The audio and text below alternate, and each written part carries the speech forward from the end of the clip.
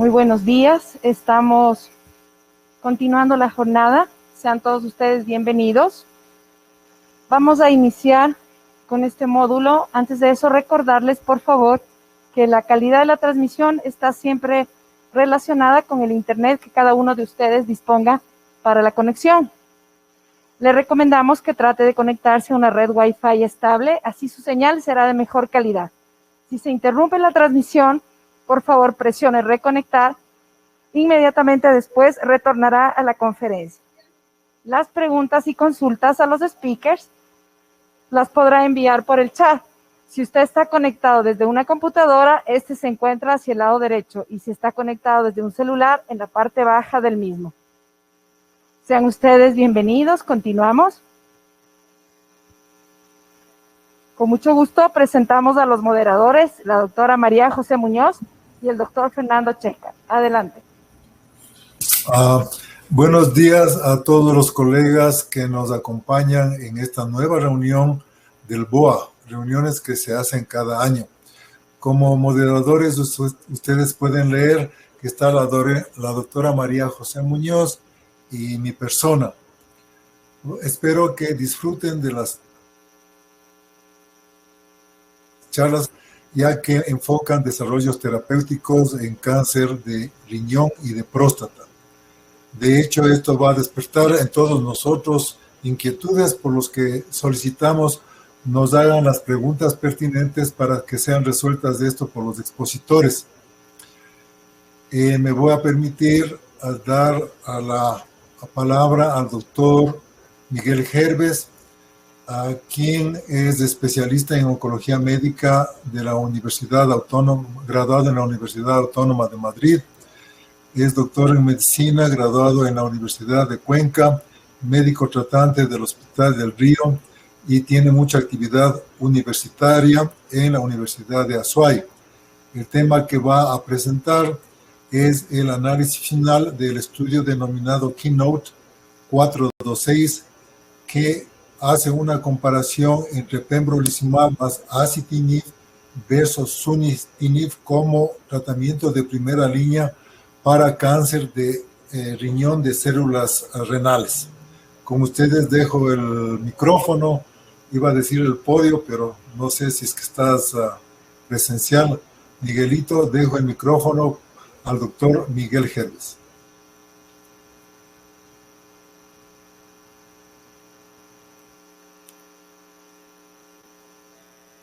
Buenos días.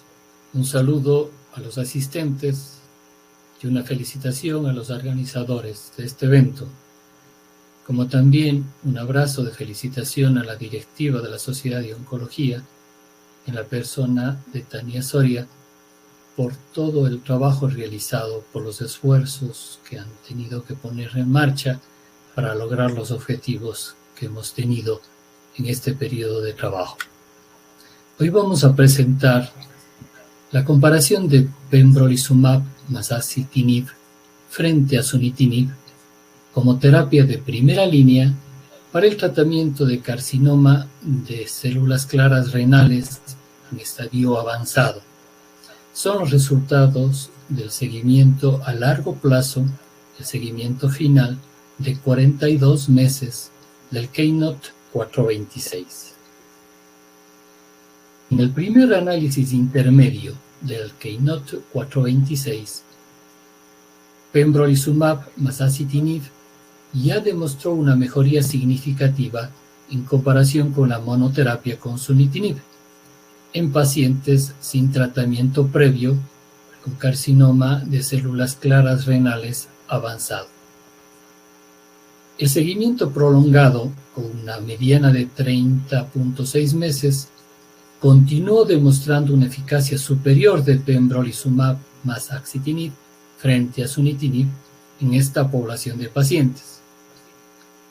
Ahora es el análisis final de eficacia y seguridad que estuvo preplanificado que se presenta aquí. Obviamente la mediana de seguimiento es ya de 42.8 meses y el seguimiento mínimo fue de 35.6 meses.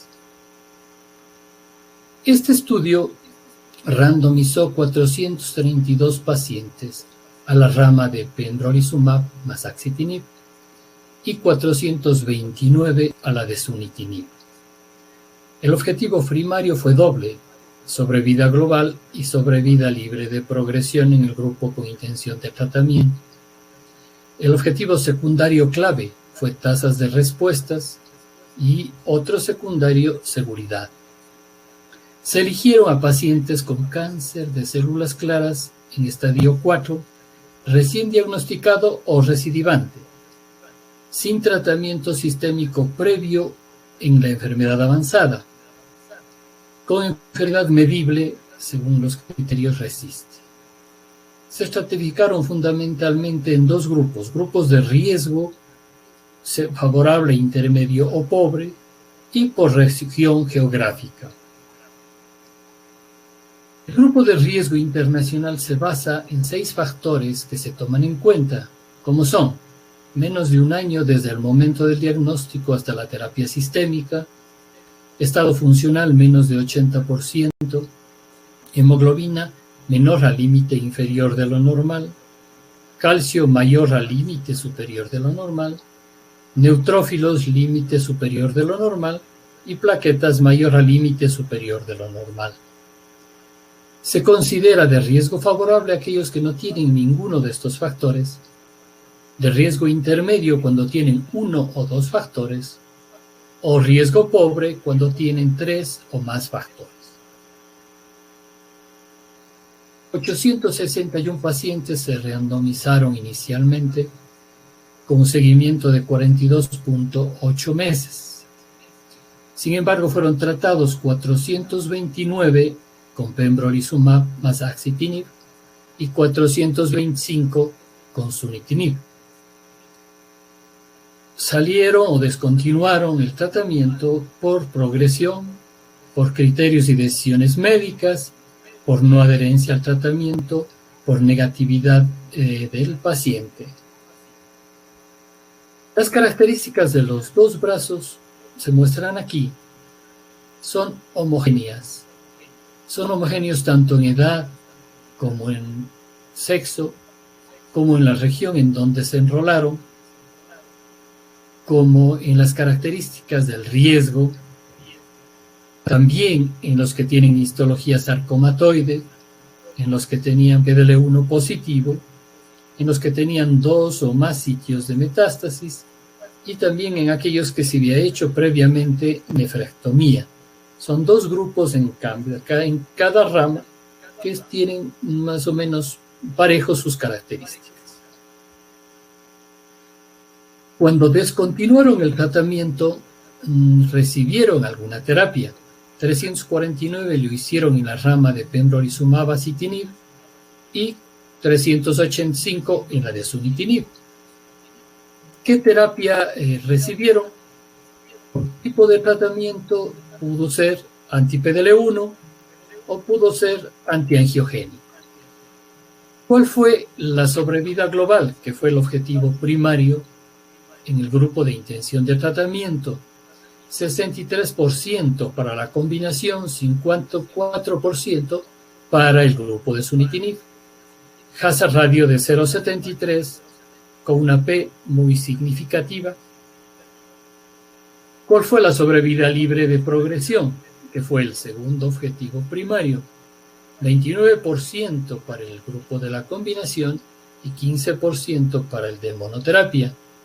Hazard radio de 0,68 con una P muy significativa, confirmándose la superioridad de la combinación en sobrevida libre de progresión.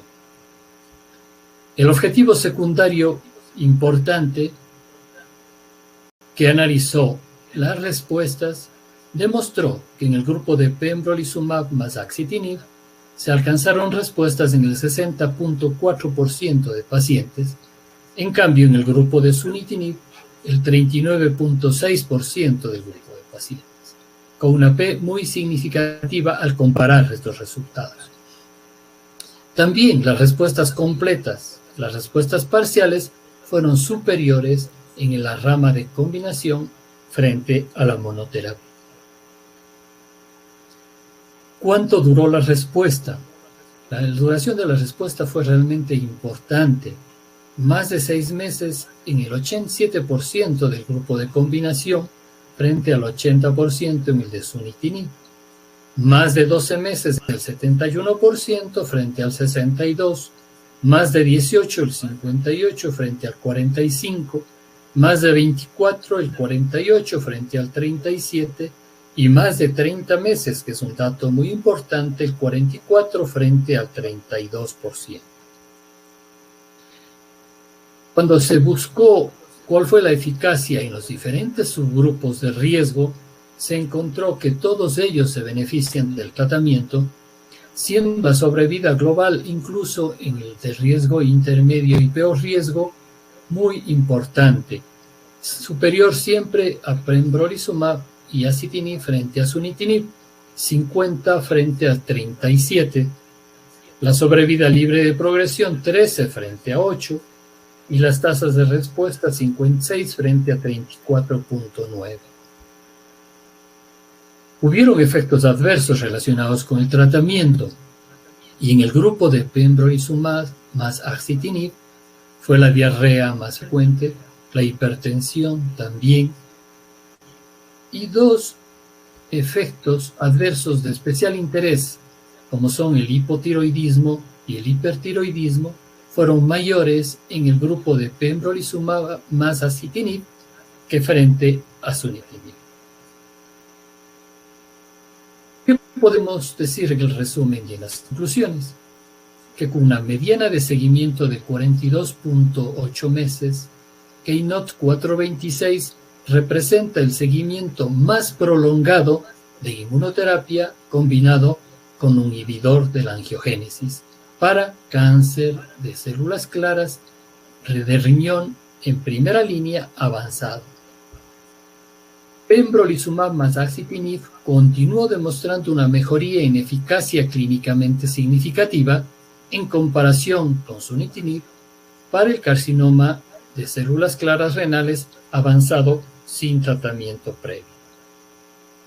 El perfil de seguridad fue comparable entre los dos brazos y los resultados del análisis final del KEYNOTE 426 continúan respaldando a pembrolizumab más axitinib como estándar de atención para pacientes con cáncer renal de células claras avanzado que no se ha tratado previamente. Los autores expresan su gratitud a los pacientes, a los familiares, a los investigadores, a los 16 países que aportaron con los pacientes. De Latinoamérica únicamente Brasil participó en este estudio. Agradecen a Pfizer por el axitinib y el sunitinib y agradecen a Merck Sharp & Dohme por el pembrolizumab. De mi parte, muchas gracias por el tiempo que han destinado a escucharme. Un abrazo fraterno a todos ustedes.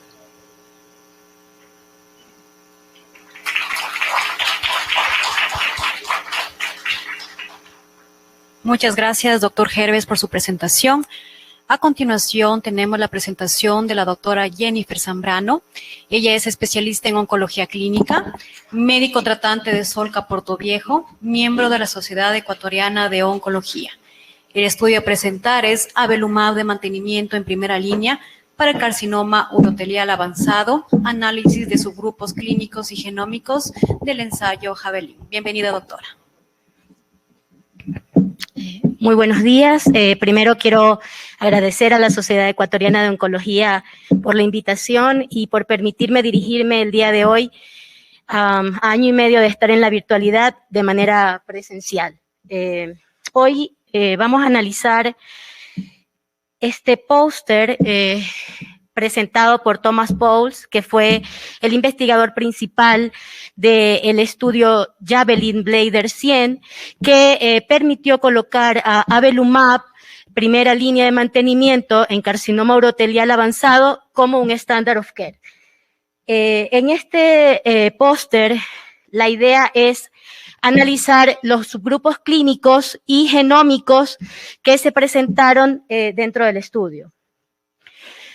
Como antecedentes, el estudio fase 3, Javelin Blader 100, para avelumab en primera línea de mantenimiento más mejor soporte de cuidados, muestra una significativa prolongación en sobrevida global y sobrevida libre de progresión versus mejor soporte de cuidados solos en pacientes con carcinoma urotelial avanzado que no progresaron a primera línea de mantenimiento, a primera línea de quimioterapia con platino. La mediana de sobrevida para este grupo de pacientes fue de 21.4 meses versus 14.3 meses respectivamente, con un hazard ratio de 0.69. El beneficio en sobrevida global se vio en prácticamente todos los subgrupos analizados e incluyeron incluso los pacientes que hicieron primera línea de quimioterapia con carboplatino gemcitabina o con cisplatino gemcitabina. Basado en los resultados de este estudio que fue expuesto en ASCO 2020, avelumab, primera línea de mantenimiento, fue aprobado en Estados Unidos, Canadá, Europa, Japón y muchos otros países como tratamiento para los pacientes con enfermedad localmente avanzada metastásica de carcinoma urotelial que no habían progresado a su primera línea de quimioterapia basada en platinos.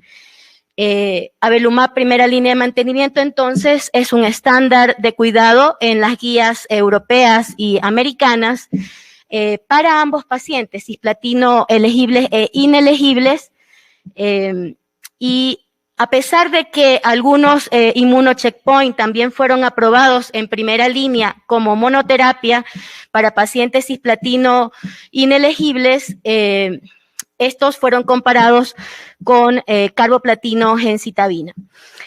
A continuación vamos a analizar los subgrupos clínicos y los subgrupos genómicos de este estudio.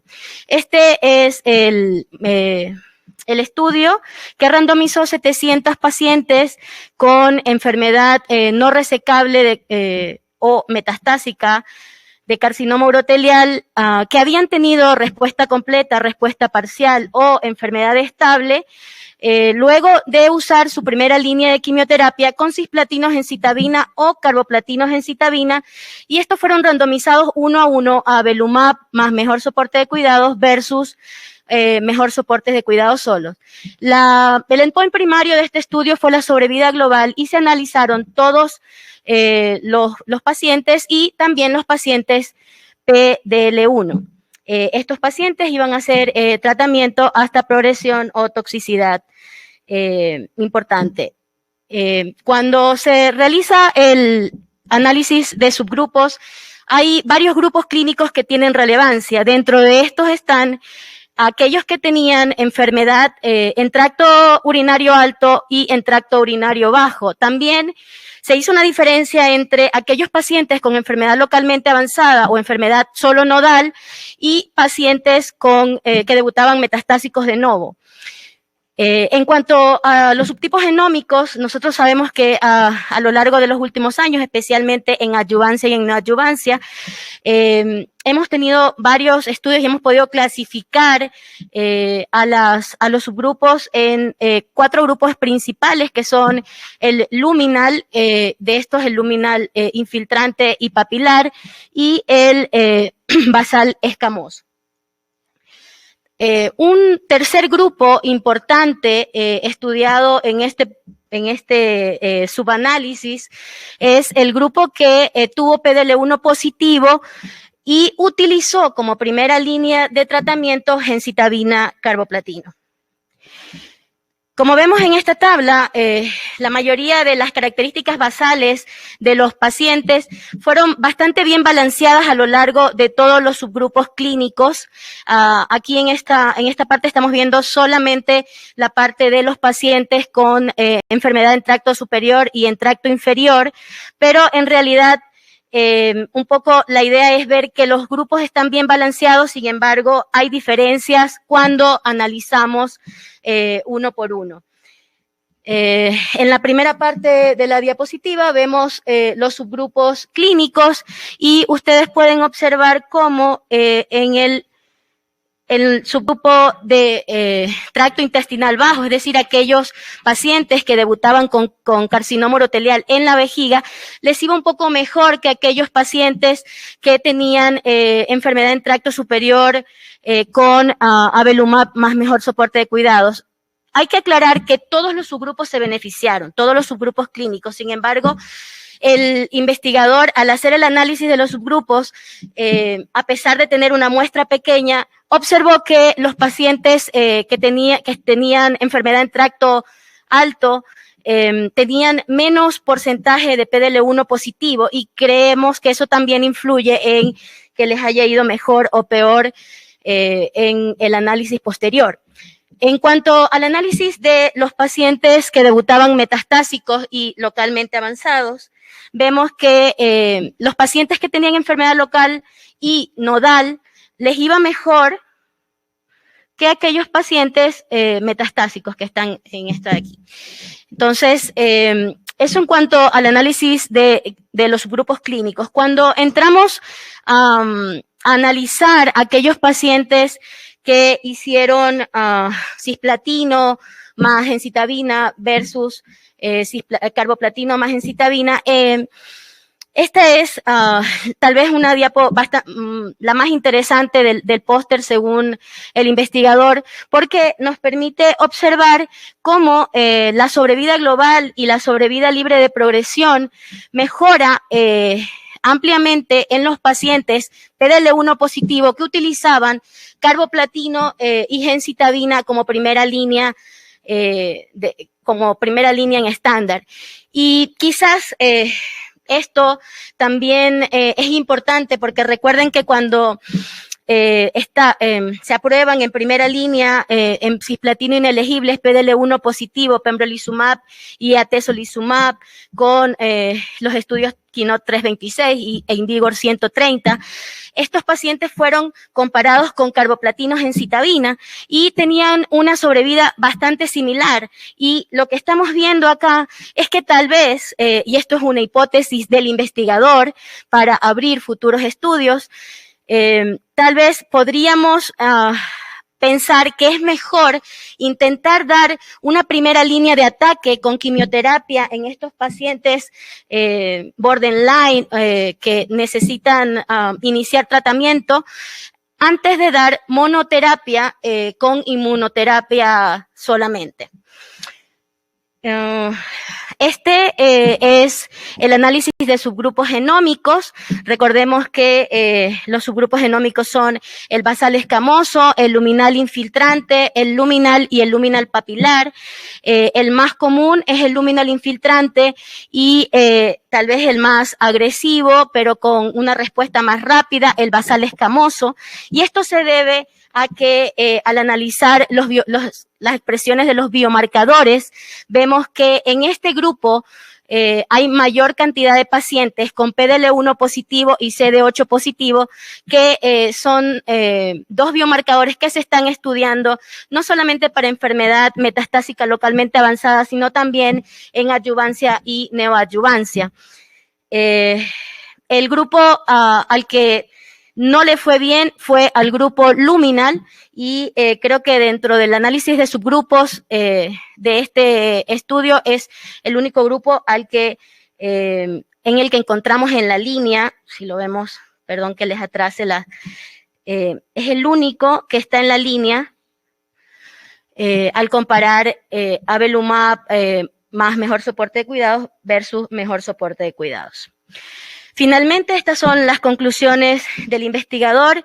En sobrevida global y sobrevida libre de progresión, el beneficio se vio con avelumab en primera línea de mantenimiento en casi todos los subgrupos estudiados, que incluyen pacientes con enfermedad del tracto urinario alto y bajo, enfermedad metastásica, enfermedad irresecable o enfermedad nodal.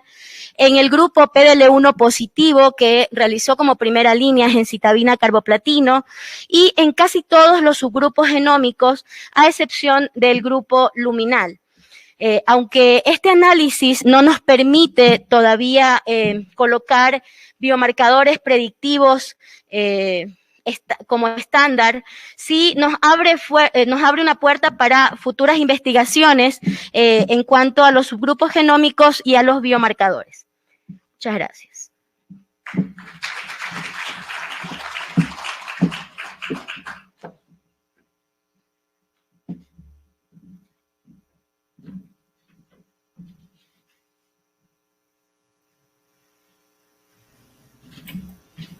Quisiera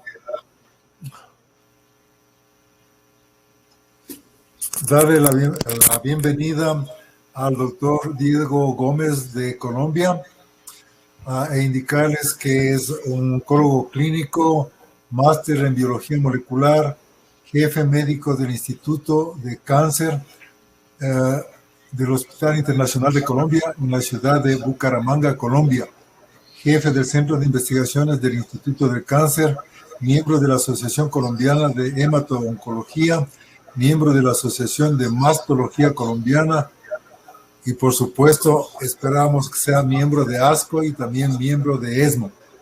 Le damos la bienvenida para que presente su charla, que es sobre pembrolizumab versus placebo en terapia adyuvante post-nefrectomía para pacientes con cáncer de células, de cáncer renal de células claras. Es un estudio randomizado, doble ciego, fase 3, y el nombre del estudio es del Keynote 564. Bienvenido, doctor Diego Gómez. Queda con usted el micrófono. Bueno, muchas gracias. Gracias por la invitación, por el espacio y, bueno, siendo muy juiciosos con el tiempo, vamos, como les comentaban, vamos a hablar de este estudio tan bonito que pues, se presentó en ASCO 2021 y que pues el objetivo de hoy es que lo revisemos. Entonces, vemos. Estos son mis conflictos de interés para esta charla.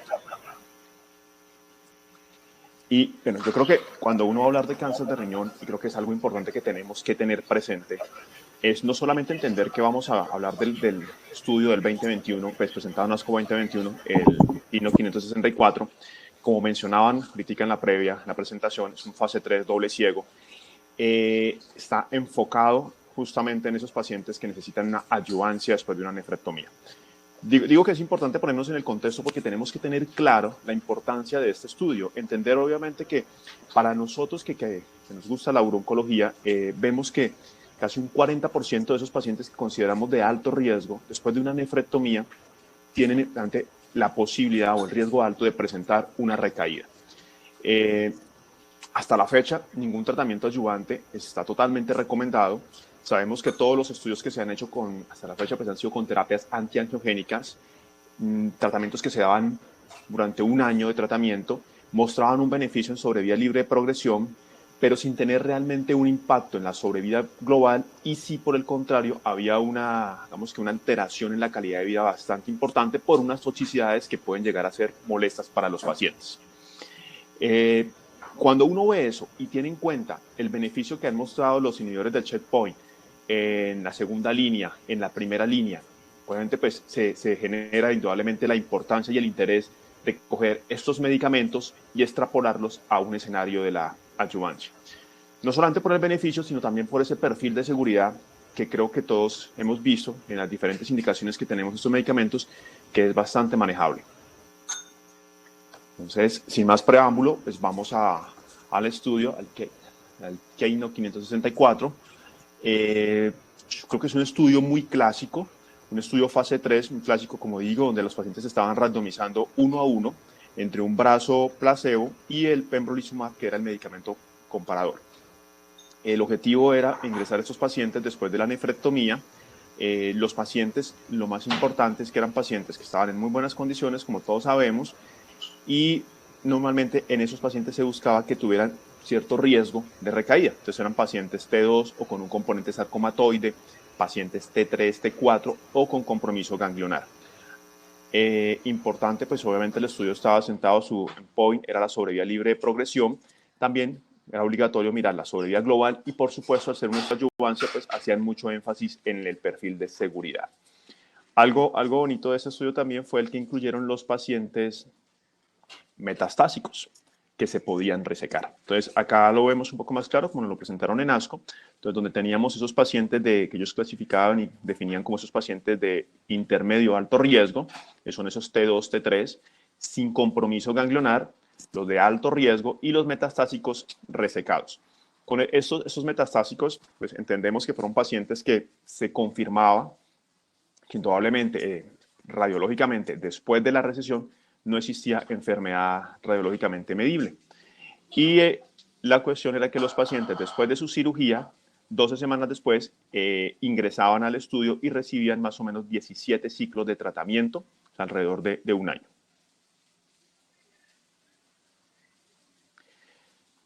¿Qué nos mostró como resultado del estudio? Creo que lo más importante es saber que esos pacientes fueron ingresados entre el 2017 y el 2019. En total fueron 994 pacientes que ingresaron, una edad media de 60 años para los pacientes. La gran mayoría de los pacientes del estudio eran del riesgo intermedio alto, es decir, los pacientes T2 con componentes sarcomatoides, los pacientes T3, pero sin compromiso ganglionar. Esa población representaba el 86% de la población estudiada. Los tumores T4 o con compromiso ganglionar representaban solamente el 8%. Como ustedes se dan cuenta, pues ya esto lleva un seguimiento de más de 24 meses. ¿No? Más de 24 meses. Y esta gráfica ahorita en el resultado nos mostró que había una disminución del riesgo de recidiva en el brazo con pembrolizumab de un 32%. Vimos un hazard ratio de 0,68 y el estudio nos presentó ahorita unas medianas de sobrevida libre de progresión de 77.3 para el brazo con pembrolizumab y de 68.1 para el brazo placebo. Como todos nos damos cuenta, como todos esos últimos estudios, cuando se revisan esos subgrupos, vemos que realmente hay un beneficio para todos los pacientes. Creo que es importante, esas son las cosas que tenemos que resaltar de esos estudios y tener así como verlas con pinza. Es cierto que los pacientes metastásicos resecados se beneficiaron, pero pues si nos damos cuenta, el número de pacientes no era mucho y la gran mayoría de los pacientes siguen siendo pacientes con un estatus de PDL1 positivo, ¿no? Con todo y eso, pues vemos que el estudio nos mostraba muy buenos resultados. Todos los pacientes del subgrupo, como lo mencionaba, se beneficiaron del tratamiento con pembrolizumab. La sobrevida global, pues siendo muy objetivos, nos da la impresión, sí, de que hay un leve beneficio, una leve, digamos que no es totalmente significativa todavía, pero pues vemos que hay un impacto y que realmente nos da la impresión de que con el tiempo las curvas pueden beneficiar a los pacientes que están con pembrolizumab.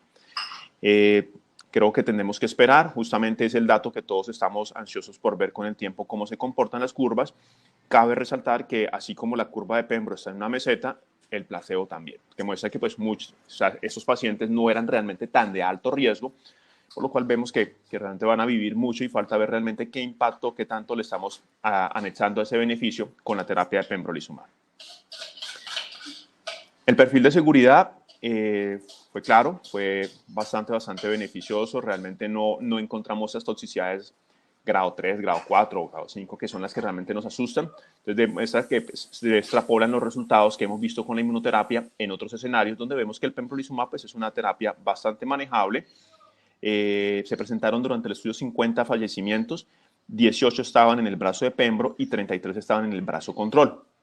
Pero al final pues se pudo concluir de que ninguno de esos pacientes que falleció estaba asociado, pues de los del brazo de pembro, estaba asociado al uso de la terapia o por toxicidades propias de la terapia. Estas fueron las conclusiones muy personales del Dr. Choueiri que nos mostró en ASCO. Creo que pues obviamente son muy claras, nos muestran la importancia del medicamento, resalta eso. Yo pues traigo acá colación y obviamente estoy totalmente de acuerdo. Creo que no hay discusión en cuanto a que el perfil de seguridad es bastante notable. Creo que eso le genera un beneficio en comparación a las terapias antiangiogénicas que estábamos usando antes o que se planteaban como una opción terapéutica.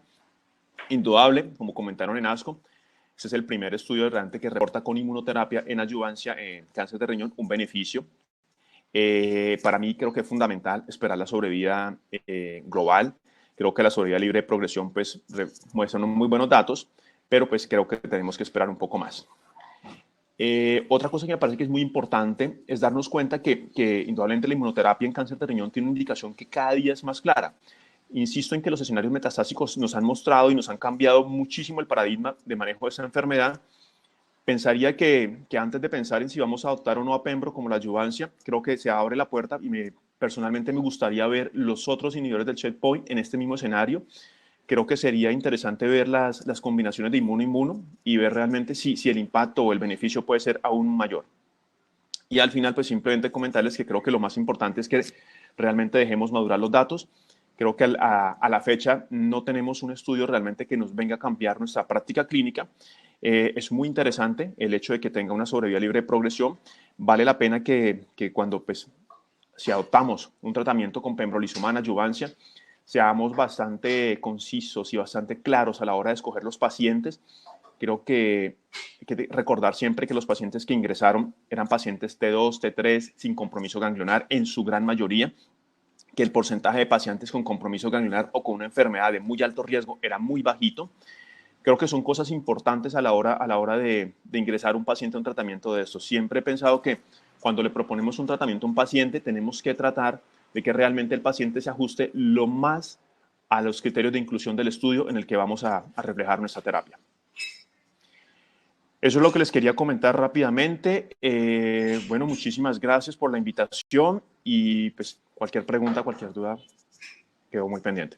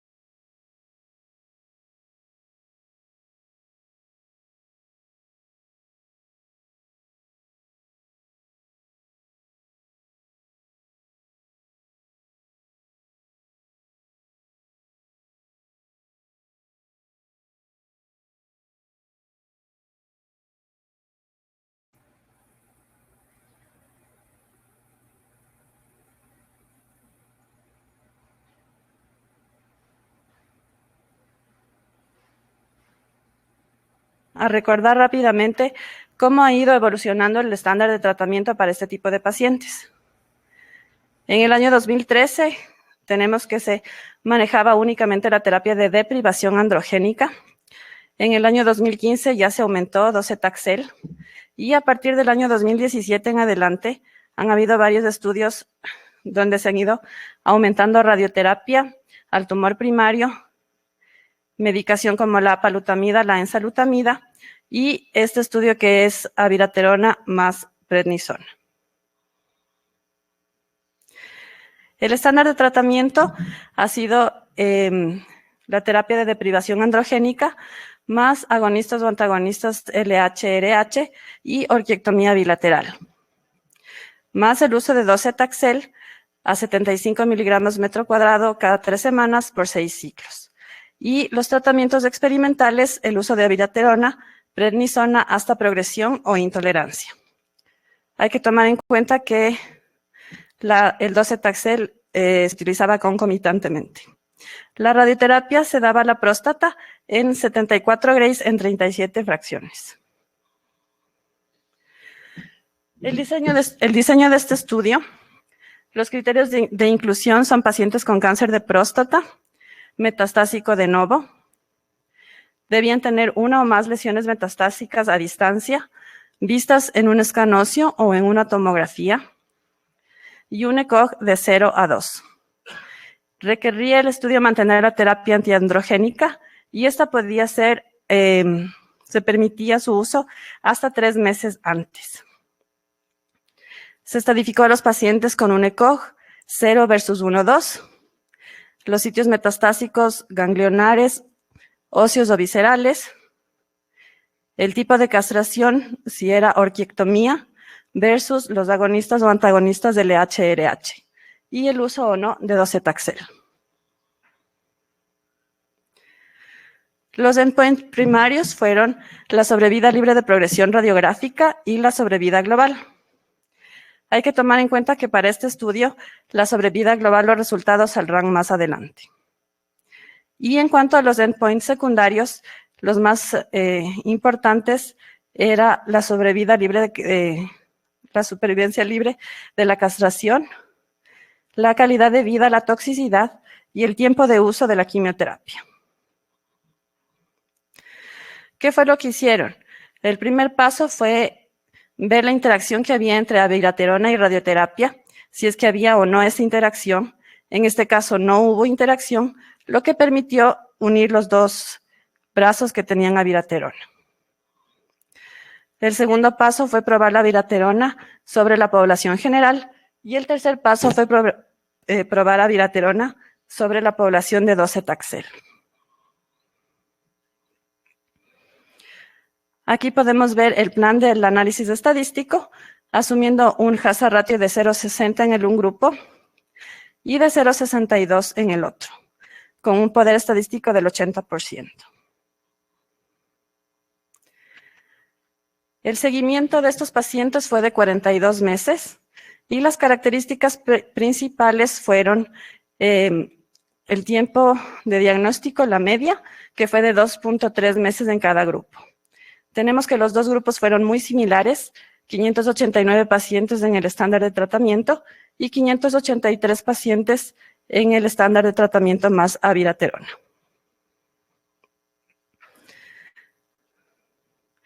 La carga de la enfermedad, catalogada como alta o baja, igual similares, 252, 250 y 334 y 330 en carga alta. Y el uso o no de docetaxel. El seguimiento de la población que utilizó docetaxel en meses fue de 36 meses y en el que utilizó abiraterona 35.7 con un número de ciclos de 6. Se descontinuó la abiraterona a los 31.4 meses. En lo que se refiere a la sobrevida libre de progresión radiográfica, se puede ver el beneficio del uso de abiraterona con la curva roja, con una media de 2.3 años de diferencia. La P estadísticamente significativa y un hazard ratio de 0.54. Lo mismo ocurre en el grupo que usó el estándar de tratamiento con o sin radioterapia, con un hazard ratio de 0.50 y una P estadísticamente significativa, indicándonos así la mejora en la supervivencia de más de 2 años. En cuanto al análisis de los subgrupos, podemos ver que todos se benefician con el uso de abiraterona. Tanto el grupo que usó o no radioterapia, los que usaron o no docetaxel y los de la carga tumoral alta o baja.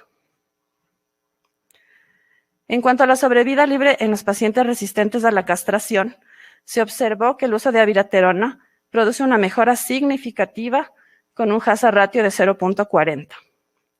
Esto en la población general y de 0.38 en la población que usa docetaxel.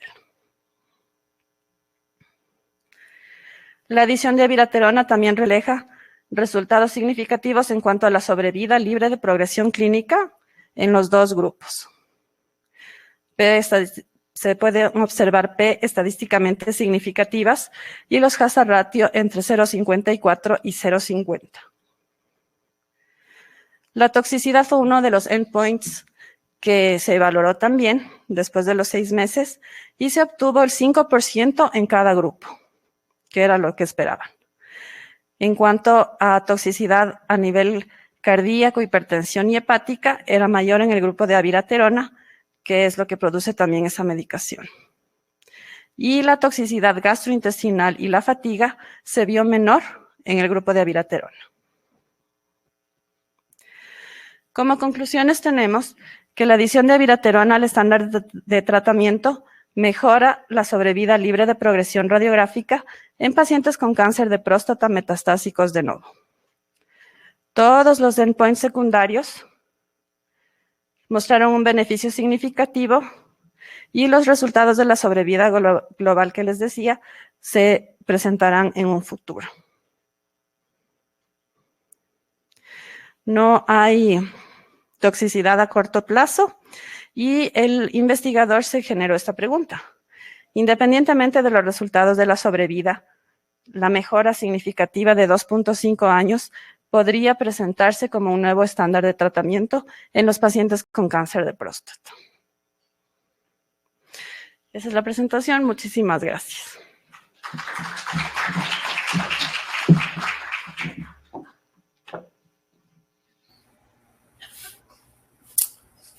Quisiera agradecer a todos los expositores por sus presentaciones y llegamos a la última fase de esta reunión, que es hacer las preguntas a los expositores que ustedes han enviado.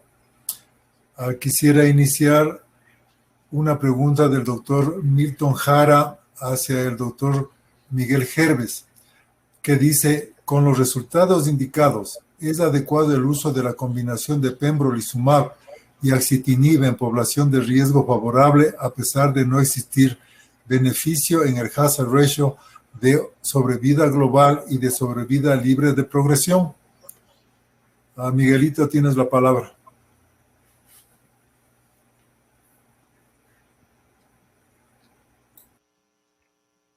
Nos comentan que el doctor Herbes no está conectado en este momento, así que vamos a continuar con la siguiente pregunta que nos han enviado por medio del chat.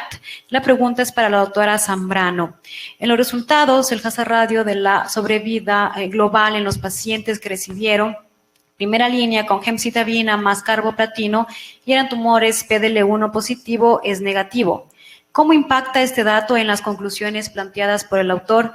¿Son válidas las conclusiones o estamos ante un estudio con una alta heterogeneidad en los resultados que dificulta una interpretación adecuada y provoca una incertidumbre muy alta sobre el uso del medicamento?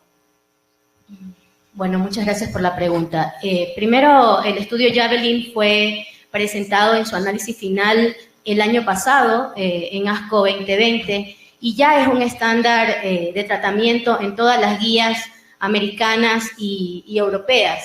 De hecho, el hazard ratio del estudio fue positivo y al hacer el análisis de subgrupos en este póster, cabe recalcar que no estamos hablando del estudio, sino es un póster de análisis de subgrupos clínicos y genómicos.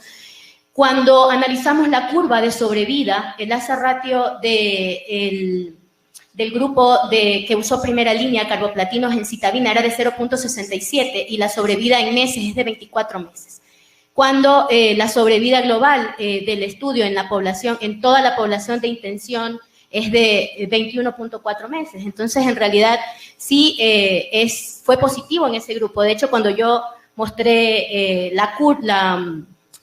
análisis de esos grupos, veíamos que todos los grupos se beneficiaban del uso de avelumab en mantenimiento después de carboplatinos en citabina. Obviamente, el comentario de Thomas Paul cuando revisó el póster en ASCO 2021 fue bastante controversial porque cuando nosotros tenemos pacientes cisplatino inelegibles, sabemos que el estándar de tratamiento es hacer inmunoterapia como monoterapia, ¿sí? Entonces, la pregunta que surge en ese momento es realmente,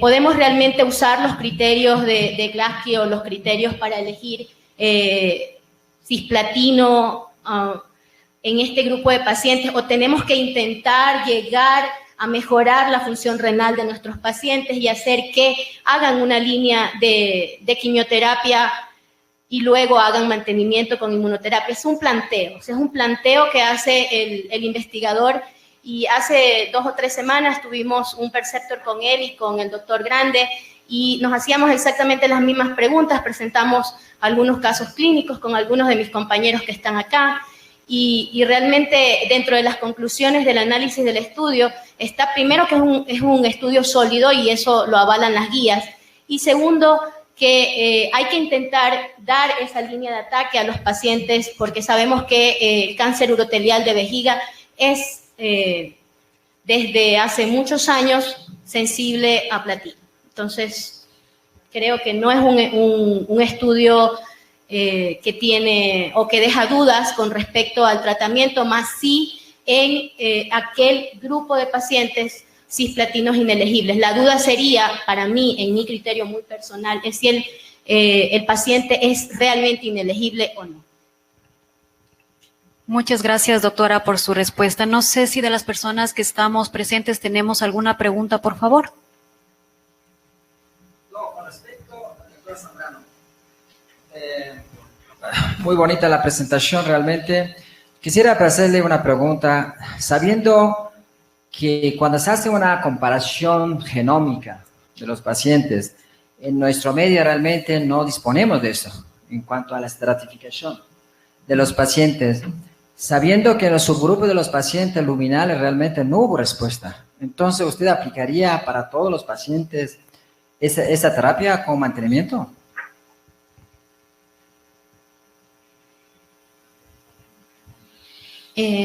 Ese grupo de pacientes dentro del estudio fue un grupo súper pequeño. Realmente no se puede extrapolar a la práctica diaria y como lo dice usted, doctor, es muy difícil realmente hacer o catalogar genómicamente a nuestros pacientes.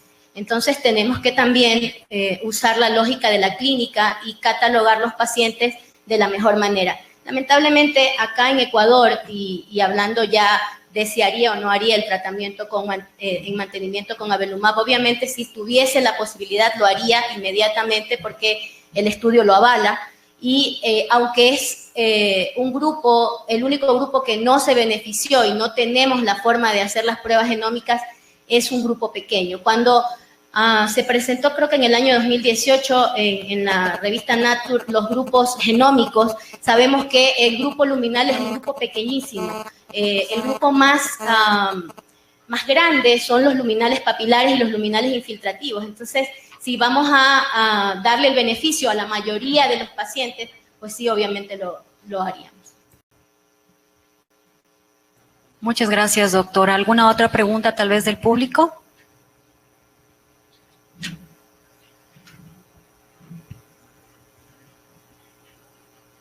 Hay una pregunta más al doctor Gómez con respecto al uso de férreo en la adjuvancia. ¿Está conectado o no está el doctor Gómez?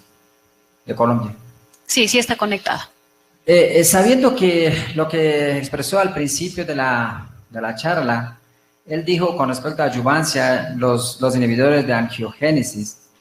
En este caso hay algunos, por ejemplo, en este caso el estudio de STRAC, realmente sí hubo beneficio en cuanto a la sobrevida global de los pacientes, fundamentalmente pacientes de alto riesgo. ¿Qué consideraría él con respecto al uso? ¿En qué paciente realmente podría dar sunitinib o no a los pacientes como adjuvancia? Bueno, buenos días. Gracias. Cierto, es una muy buena pregunta. Creo yo que con cáncer de riñón, uno de los errores que estamos cometiendo es que estamos tratando de meterlo todo como si fuera una sola enfermedad.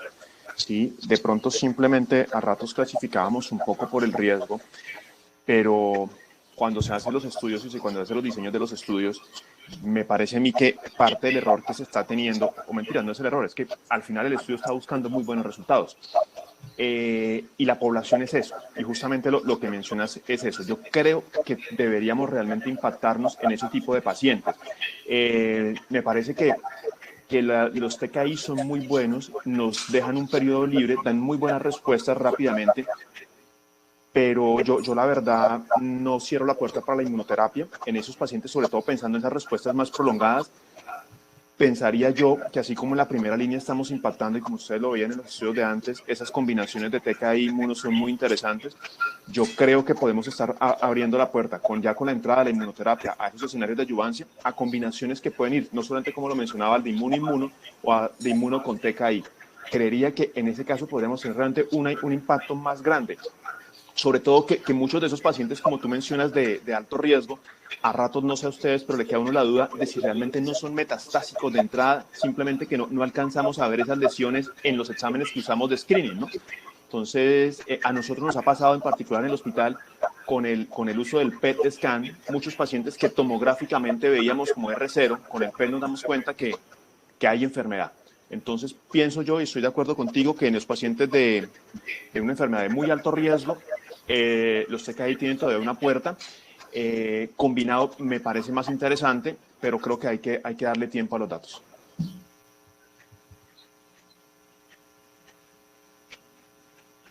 Muchas gracias, doctor, por su respuesta. No sé si del público tenemos alguna otra pregunta.